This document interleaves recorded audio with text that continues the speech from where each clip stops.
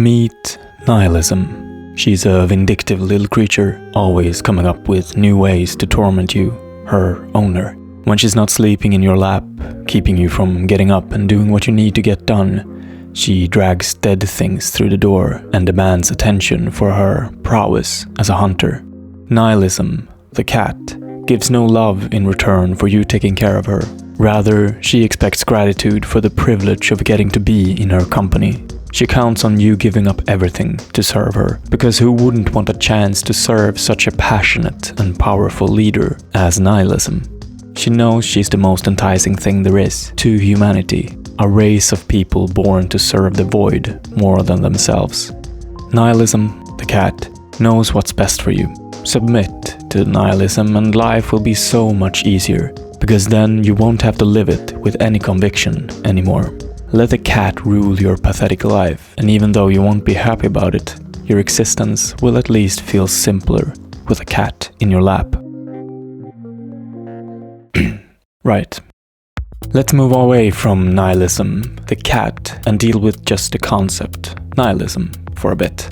It seems we find ourselves in a time riddled with traps to lure us into the dark cave of nihilism. Wherever we look, we find cause to embrace nihilistic thoughts, war, exploitation, climate change, and this lacking sense of purpose we feel when looking at the world and realizing this is all there is, and we've already ruined it. This is the cat, the feeling of nihilism creeping in. But before we get to the cat in your lap, let's start with a simpler question of what nihilism is, and then see if we can't seem to find some weakness in its furry armor.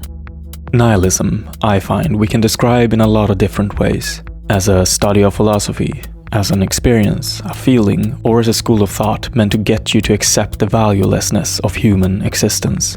But these explanations of what nihilism is, compared to how philosophers actually talk about it, often gets muddled and confused when we try to explain it in everyday life. So let's start with a concise definition from a couple of dictionaries to see if we can get something palpable to work with.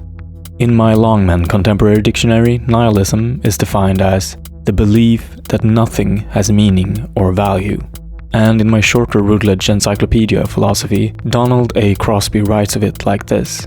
Nihilism is a philosophy of negation, rejection, or denial of some or all aspects of thought or life.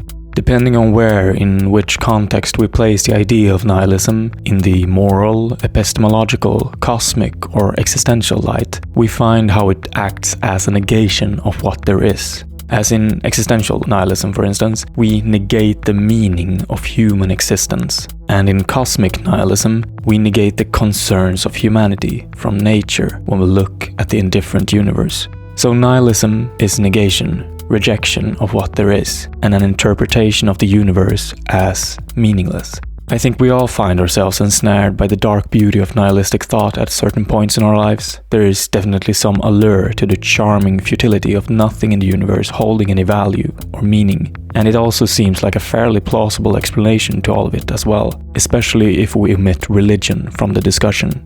Why would there need to be some sort of meaning underneath reality, structuring the universe for us mere talking apes to dig out from beneath the void? Why should a universe that seems utterly unconcerned about us need to contain an answer for our being here in the first place, other than it just being what happened, given that the circumstances were right for us to emerge? Why should the universe be anything more than a cosmic fluke?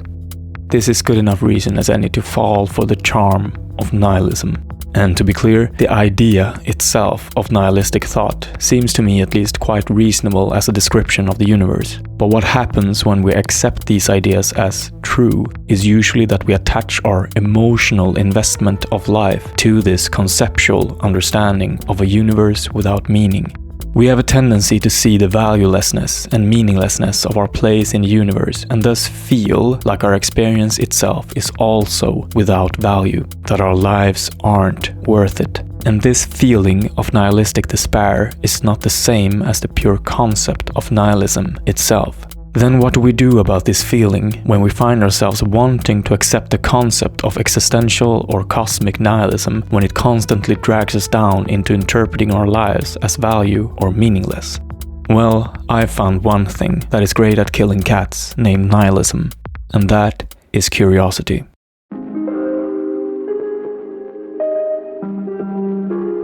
Perhaps you've heard of Schrödinger's cat, a thought experiment in quantum mechanics in which a scientist places a cat in a box with a vial of lethal gas that at any given moment may or may not uncork, poisoning the cat. This thought experiment tries to explain the idea of quantum states, in which two, or perhaps more, states of reality can be true at the same time. And only when we observe one or the other does reality choose which one to call true. Meaning, only when we look inside the box will we know if the cat is still alive or not. And if we refrain from looking, the cat is both dead and alive at the same time. So the cat is in what we call a quantum superposition, in a state where two opposing things are true simultaneously. When we hear of an idea like this, we feel a sense of mystery revolving around the box. The uncertainty of two differing solutions being true at the same time feels to us uncomfortable, and thus to refrain from finding out the supposed actual answer, one that is right at our fingertips, feels like an itch we desperately want to scratch. So what is this feeling making us desperate to look inside the box? What's making us kill the cat? It's our curiosity, of course. Curiosity is our desire to know and learn what the world presents to us as unsolved mysteries. The universe itself may not see them as unsolved, but when we can't figure something out, it piques our curiosity and we wish for nothing more than to understand what it means. Our sense of curiosity makes the world a more intriguing place to live. Our curious minds have led us to take leaps over nature and create a material world of our own. There are questions around every corner, and answers only if you dare look for them. But when we finally understand something, when we've found the answer we were looking for, it has a tendency to become boring. So we go hunting for something else, something new to discover. I feel like the world we live in today has had a massive impact on our curiosity, since a lot of us are seemingly quite content not searching for more questions anymore. Our curiosity seems to me to be on the decline, not because it's weaker by any means, but because it doesn't get stimulated enough in a world that feels like we've already cracked the code. When we go about our daily lives in this modern technocratic society, it seems like we've already solved the unsolvable questions of the world. The world now looks to us less like a mystery, and since we've constructed it for ourselves, more like something complete. This, of course, is far from the truth. The universe still hides tons of questions out there we can't even begin to fathom. But I think this is how it feels to us. It feels like the biggest questions in life are already dealt with by either science, technology, politics, psychology, or philosophy. So where do we look instead if the outside world seems to us already solved? Well, then we begin looking inward. People have always done this, of course, but in our modern convenient times, we're afforded more time to do so than previous generations. Yet, even though we're granted more time to reflect, we're still not more encouraged to do so. This discrepancy, I believe, is what leads to the feeling of nihilism. The imbalance between the amount of time we have at our disposal to look within and be curious about what there is to find, and the lacking sense of encouragement to do so, since the world moves by so quickly outside with a screen in front of our faces. This is how we end up feeling deprived of something we believe essential in life, a sense of control. Our minds are desperate to learn more about themselves, but our psyche is too shattered to dare take a peek inside. Here's where we fall into nihilism, when the cat jumps up in our lap. We've come up with some great remedies to ease the pain of nihilism's influence over us, like the escape into doom scrolling. When you're in the state of doom, scrolling without stop, you don't have to question anything. You just sit back and relax, letting the content wash away any of your nihilistic feelings. But of course, it doesn't really work. It's not a cure in any sense of the word. It's more like a pair of shoes to help you run away from what's festering in your soul. When you let yourself escape, you allow nihilism to creep ever closer to your core, eating away at the desires and values you hold dear. For nihilism's appetite is unquenchable. The cat, nihilism, if allowed to take over, will dismantle all the walls you've constructed that make you a functioning person in this world. It may seem appealing to let the cat remain lying in your lap, but it'll restrain you from getting back up again when it begins to purr.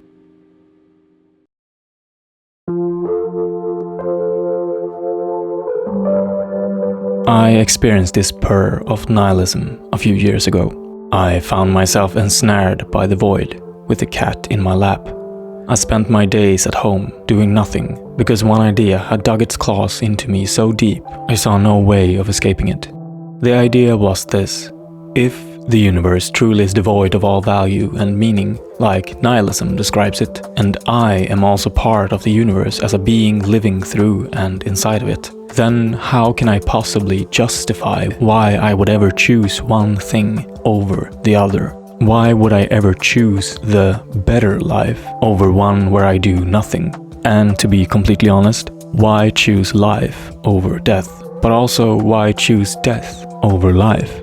I found myself at a stalemate. I was already alive, but couldn't feel any reason why I should value anything over the other, since the universe, and thus myself, held no value.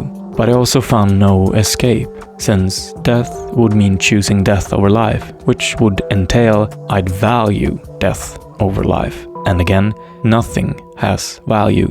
Death no more than life.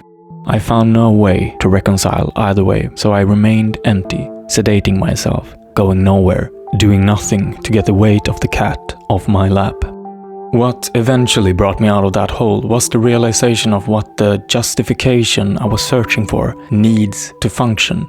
Justification requires someone not just to justify, but also someone to justify to.